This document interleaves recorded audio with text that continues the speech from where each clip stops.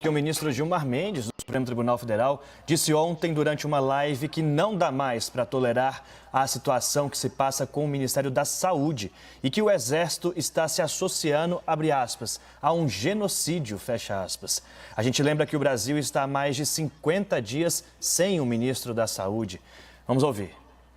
Nós não podemos mais tolerar essa situação que se passa com o Ministério da Saúde. Pode ter estratégia, pode ter tática em relação a isso, mas é impossível, não é aceitável que se tenha este vazio no Ministério da Saúde. Pode-se até dizer, a estratégia é tirar o protagonismo do governo federal, é atribuir a responsabilidade a estados e municípios. Se for essa a intenção, é preciso fazer alguma coisa. E isto é ruim, é péssimo para a imagem das Forças Armadas. É preciso dizer isso de maneira muito clara. O Exército está se associando a esse genocídio. Não é razoável. Não é razoável para o Brasil. É preciso dizer, é preciso pôr fim a isso. Carol, são 4 crimes que estão previstos no Código Penal, no Código Penal Militar e também na Lei de Segurança Nacional. Na legislação militar, foi apontado o crime de ofensa às Forças Armadas ao divulgar fatos que sabe inverídicos, é o que está previsto no artigo 219, que são capazes de ofender a dignidade ou abalar o crédito das Forças Armadas ou a confiança que estas merecem do público. Outro ponto da representação é o que considera violação à Lei de Segurança Nacional. Nesse caso, por incitação à animosidade contra as Forças Armadas.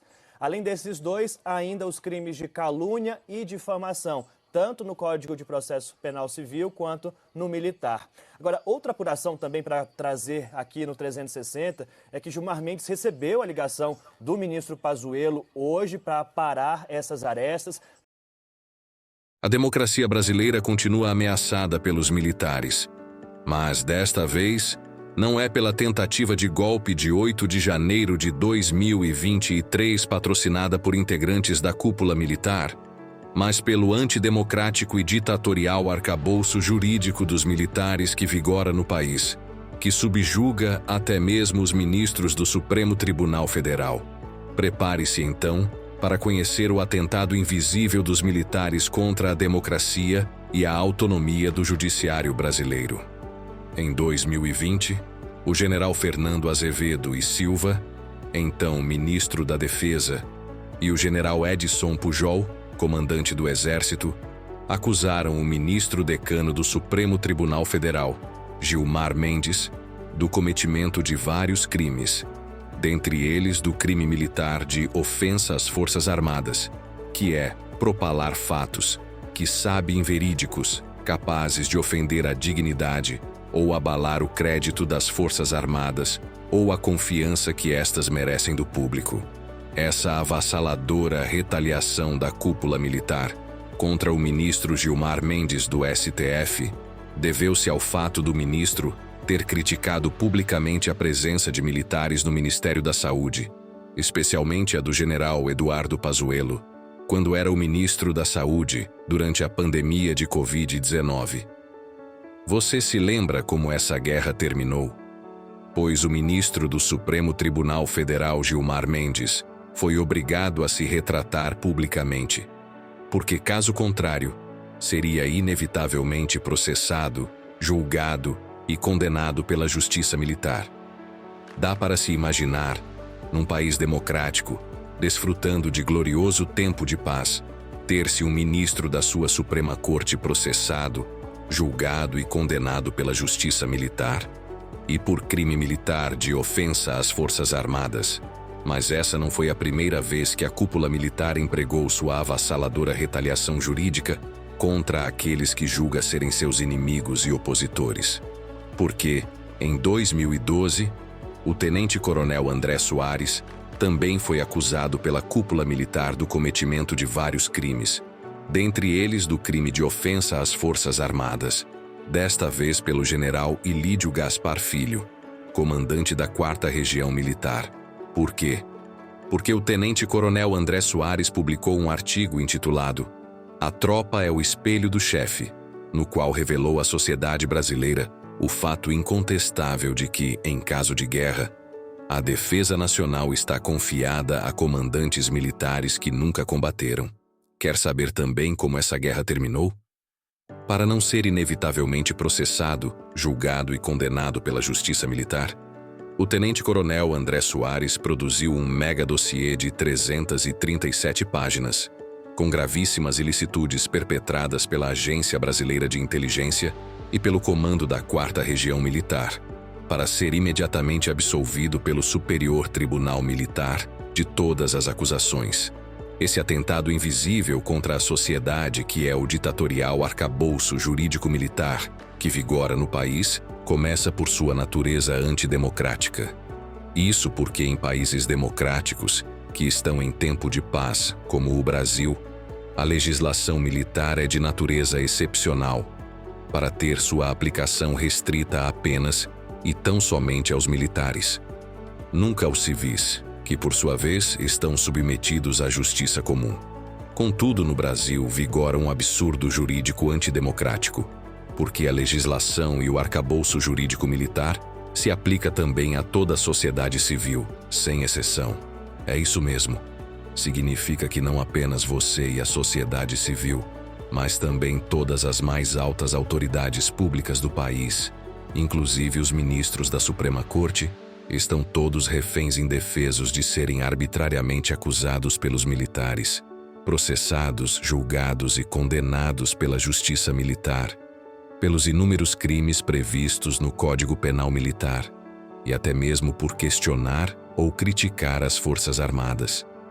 Portanto, o atentado invisível dos militares contra a democracia, que vem operando há décadas no país e que a sociedade brasileira desconhece, é a sorrateira expansão do antidemocrático e ditatorial arcabouço jurídico-militar no Brasil, como instrumento de poder da cúpula militar, para ser empregado arbitrariamente em retaliação contra seus inimigos e opositores.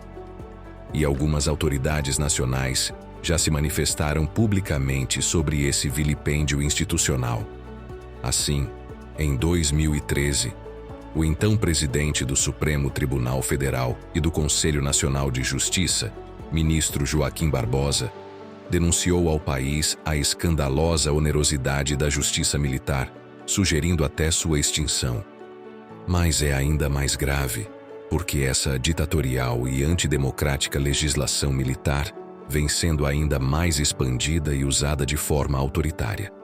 Assim, a Lei nº 13.491 de 2017, do governo Michel Temer, ampliou mais ainda a jurisdição da justiça militar, permitindo que crimes antes julgados apenas pela justiça comum, como crimes de corrupção ou violência, agora sejam processados também por tribunais militares.